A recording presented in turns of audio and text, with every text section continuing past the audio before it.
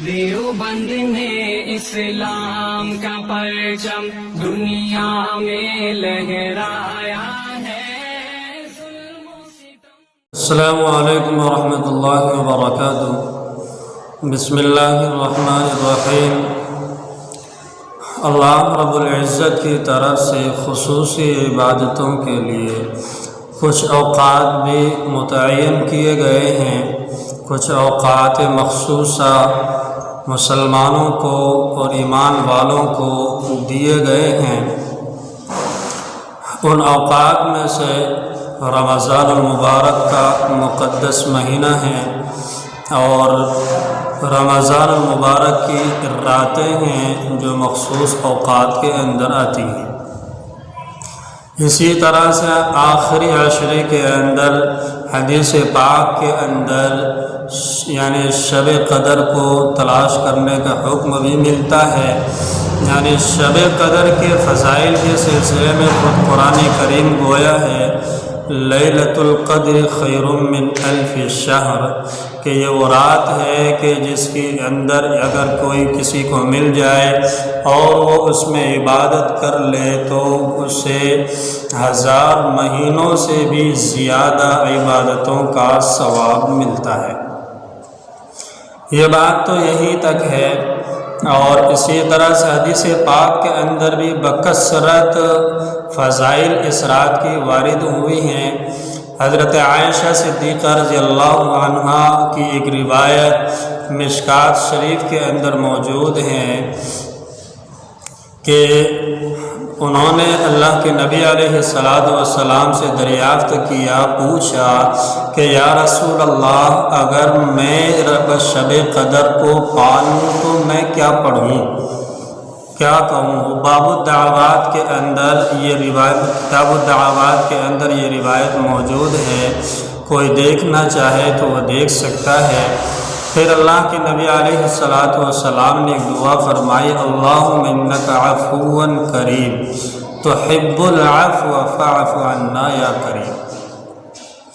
یہ دعا اس کے اندر اللہ کے نبی علیہ السلام نے فرمائی ہے، اور یوں فرمایا کہ جب بھی تیری ملاقات شب قدر سے ہو جائے تو شب قدر کو پا لے تو یہ دعا پڑھنا۔ اسی طرح سے نفلی عبادتوں کے لیے کوئی وقت خاص نہیں ہے، نفلی عبادتیں پورے سال 12 مہینے کر سکتے ہیں۔ تو اسی طرح سے رمضان بھی 12واں مہینہ ہے، تو چونکہ رمضان بھی انہی 12 مہینوں میں سے آتا ہے تو رمضان کے اندر بھی وہ نوافل پڑھے جائیں گے۔ اور اسی طرح سے شب قدر اگر کوئی بندہ پا لیتا ہے، کوئی شب قدر کسی کو مل جاتی ہے تو وہ شخص اگر اس میں نفلی عبادتیں کرنا چاہتا ہے تو بہت اچھی بات ہے کہ نفلی عبادتیں کریں، لیکن نفلی عبادتوں کا طریقہ وہی ہوگا جو کتابوں کے اندر مذکور ہیں، حدیث پاک کے اندر مذکور ہیں، قرآن سے جن کا ثبوت ملتا ہے۔ لیکن آج فضائل اس قدر بیان کیے جا رہے ہیں کہ زبان تھمنے کا نام نہیں لے رہی، اور جو جی میں آتا ہے فضائل کے اندر وہ چیزیں بیان کر رہے ہیں، اور اپنی طرف سے حدیثیں گھڑ رہے ہیں، اور اپنی طرف سے حدیثیں گھڑ کر فضائل کے اندر بیان کر رہے ہیں۔ ان لوگوں سے میں صرف اتنی بات کہوں گا کہ امام مسلم علیہ الرحمہ نے مسلم شریف کے اندر روایتوں کے سلسلے میں بہت ساری باتیں بیان کی ہے، اور جن میں سے کچھ باتیں یوں بھی ہیں کہ اللہ کے نبی علیہ السلام نے فرمایا، من قال علیہ، جس شخص نے میرے خلاف زبان کھولی، فلیتبوأ مقعدہ من النار، تو اسے چاہیے کہ اپنا ٹھکانہ جہنم میں بنا لے۔ حدیث کے سلسلے میں چاہے وہ مسائل کی روایت ہو یا فضائل کی روایت ہو، بہرحال یا مناقب کی روایتیں ہوں، بہرحال وہ کسی بھی احوال سے متعلق روایتیں ہوں، ان روایتوں کو بیان کرنے کے سلسلے میں بندے کو باخبر رہنا چاہیے، چوکنا رہنا چاہیے، کہیں ایسا نہ ہو کہ زبان پھسل جائے اور جو صحیح بات وہ بیان کرنا چاہ رہا تھا وہ بات بجائے صحیح ہونے کے غلط ہو جائے اور اللہ کے نبی علیہ السلام کے خلاف وہ زبان سے جھوٹ نکل جائے اور بندے کی آخرت اور بندے کا انجام خراب ہو جائے۔ حضرت انس رضی اللہ عنہ یہ وہ صحابی رسول ہیں جنہوں نے اللہ کے نبی علیہ السلام کی 10 سال خدمت کی ہیں، اس کے باوجود کوفے اور بصرے کے اندر آپ کے وصال فرما جانے کے بعد جب خلافت بصرے کی طرف منتقل ہوئی ہے، یہ کوفے کی طرف منتقل ہوئی ہے، تو اس وقت جب حضرت انس رضی اللہ عنہ کسی روایت کو بیان کرتے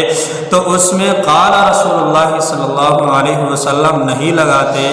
اسی طرح سے حضرت عبداللہ ابن مسعود رضی اللہ عنہ ہیں، وہ بھی حدیثوں کو جو بیان کرتے تو اس کے اندر بھی قال رسول اللہ صلی اللہ علیہ وسلم کا لفظ نہیں لگاتے۔ جب ان سے معلوم کیا گیا، دریافت کیا گیا کہ آپ روایت بیان کرتے ہیں تو پھر اللہ کے نبی علیہ السلام کی طرف اس روایت کی نسبت کیوں نہیں کرتے؟ تو اس سلسلے میں انہوں نے یہی بات فرمائی جو میں نے ابھی کہی کہ اللہ کے نبی علیہ السلام کی طرف میں اس بات کی نسبت کر دوں اور اللہ کے نبی علیہ السلام نے ہو سکتا ہے مجھے سننے کے اندر کہیں کوتاہی ہو گئی ہو اور میں نے وہ سارے الفاظ محفوظ نہ کیے ہوں، اس کے الفاظ کے اندر کچھ کمی اور بیشی ہو گئی ہو اور میں اس کی نسبت اللہ کے نبی علیہ السلام کی طرف کر دوں تو مجھے ہلاکت سے کون بچائے گا؟ تو اس طرح کی روایتیں موجود ہیں جن سے معلوم ہوتا ہے کہ چاہے فضائل کی روایت ہو یا مناقب کی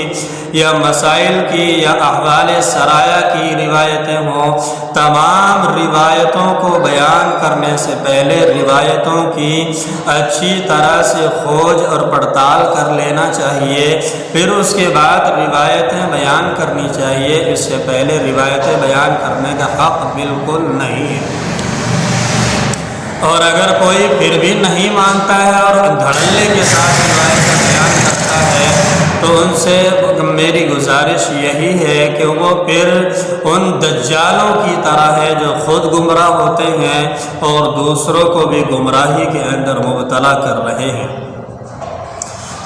قد ضلوا واضلوا، خود بھی تو گمراہ ہیں اور دوسروں کو بھی گمراہ کر رہے ہیں۔ تو شب قدر کے سلسلے میں جو نوافل کے سلسلے میں باتیں کہی جا رہی ہیں کہ 2 رکعت ایک سلام سے پڑھی جائے اور اس کے اندر سورہ فاتحہ کے بعد اور یہ فلاں سورت اتنی مرتبہ، فلاں سورت اتنی مرتبہ، فلاں سورت اتنی مرتبہ پڑھی جائے، تو ایک رکعت کے اندر اتنی بار کئی سورتوں کا پڑھنا، اسی طرح سے کہا کسی نے کہ مگر شب قدر کوئی پا لے تو وہ 8 رکعت نماز 12 رکعت نماز پڑھے 3 سلام کے ساتھ اور ان کے اندر یہ فلاں صورتیں پڑھیں۔ تو نوافل کے سلسلے میں یہ ہے کہ نوافل کا ثبوت حدیث نبویہ صلی اللہ علیہ وسلم سے ملتا ہے اور حضور علیہ السلام نے نوافل کی پابندی اور اہتمام تک بھی کیا ہے، لیکن یہ بات یاد رہے کہ جو عبادت جس قبیل سے اور جس حیثیت سے جس کیفیت کے ساتھ منقول ہے اسی کیفیت کے ساتھ اگر اسے انجام دیا جائے، اسے بروئے کار لایا جائے تو اس کے اندر فائدہ ہوگا، اس کے اندر ثواب ملے گا، نیکیاں ملیں گی، درجات بلند ہوں گے، گناہوں کو معاف کیا جائے گا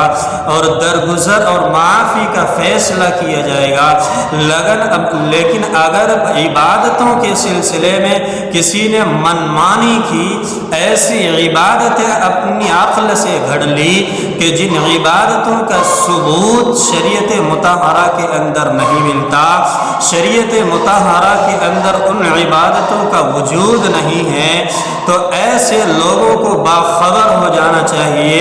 اور انہیں یہ بات یاد رکھنی چاہیے کہ اللہ کے نبی علیہ السلام نے جو طریقہ عبادت کا دیا ہے، اگر عبادت ہماری اسی طریقے کے مطابق ہوگی تو ہماری عبادت کار آمد ہوگی، اور اگر ہماری عبادت چاہے ہم رات و دن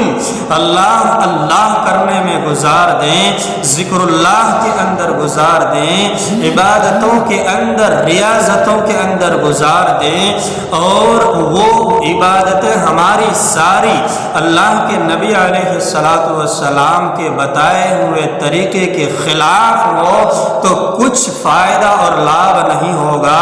کوئی اس سے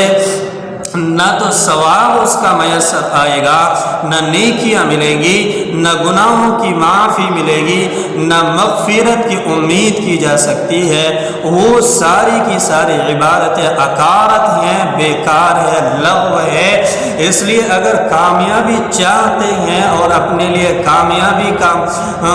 مظہر دیکھنا چاہتے ہیں، اپنے لیے کامیابی کا راستہ تلاش کر رہے ہیں، تو نبی علیہ السلام کے طریقے کے اندر تلاش کیجئے، اور آج اڑلے دھڑلے کے ساتھ بیان کرنے والے فضائل جو لوگ ہیں ان کے بیان کردہ فضائل پر مکمل بھروسہ نہ کریں، بلکہ اپنے علماء سے تحقیق کریں اور تحقیق کے بعد عمل کریں کہ واقعتاً جو آج لوگ عام طور سے فضائل بیان کر رہے ہیں ان کا کوئی وجود بھی ہے یا نہیں، یا بیان کرنے والا اپنے دماغ سے، اپنے خیال سے، اپنی منمانی سے ان رقم فضائل کو بیان کر رہا ہے۔ اگر کوئی اپنی منمانی کر رہا ہے فضائل کے اندر تو پھر ان فضائل کا کوئی لینا دینا نہیں ہے شریعت مطہرہ سے۔ اگر شریعت کے اندر جن نوافل اور جن فضلی عبادتوں کا، جن فضائلی عبادتوں کا ثبوت ہے انہیں ہم کرتے ہیں تو واقعتاً ہم فضائل کے مستحق ہوں گے، فضیلتوں کے مستحق ہوں گے، ثواب کے مستحق ہوں گے، لیکن طریقہ وہی ہوگا جو طریقہ ہمیں آقا انعامدار صلی اللہ علیہ وسلم نے دیا ہے۔ اس کے خلاف اگر طریقہ استعمال کرے گا تو کوئی اس کے اندر انعام کا وعدہ نہیں، اس پر کوئی بدلے کا وعدہ نہیں ہے۔ اس لیے شب قدر کے سلسلے میں جو باتیں عام طور سے پوسٹروں کے اندر لکھ کر شائع کی جا رہی ہیں، ان پوسٹروں کو شائع نہ کیا جائے، ان پوسٹروں کے اندر جو باتیں لکھی ہوئی ہیں ان باتوں پر قطعاً عمل نہ کریں، البتہ جو باتیں تحقیق سے ثابت ہو جائے ان باتوں پر عمل کرنے کی گنجائش ہے، عمل کریں، لیکن پہلے یہ بات تو ثابت کریں کہ شب قدر کیسے ملے گی۔ تو وہ ان کے اندر جو فضائل میں یہ باتیں کہی گئی ہیں کہ جن کو شب قدر مل جائے، لیکن شب قدر کا ملنا متحقق نہیں ہے، شب قدر کا ملنا یقینی نہیں ہے۔ ایک شخص یہ ہے کہ اللہ کے نبی علیہ السلام نے امت مسلمہ کو باخبر کیا ہے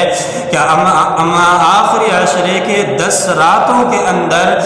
شب قدر کو تلاش کیا جائے، تلاش کرنے کا حکم ہے، لیکن اگر یہ جو فضائل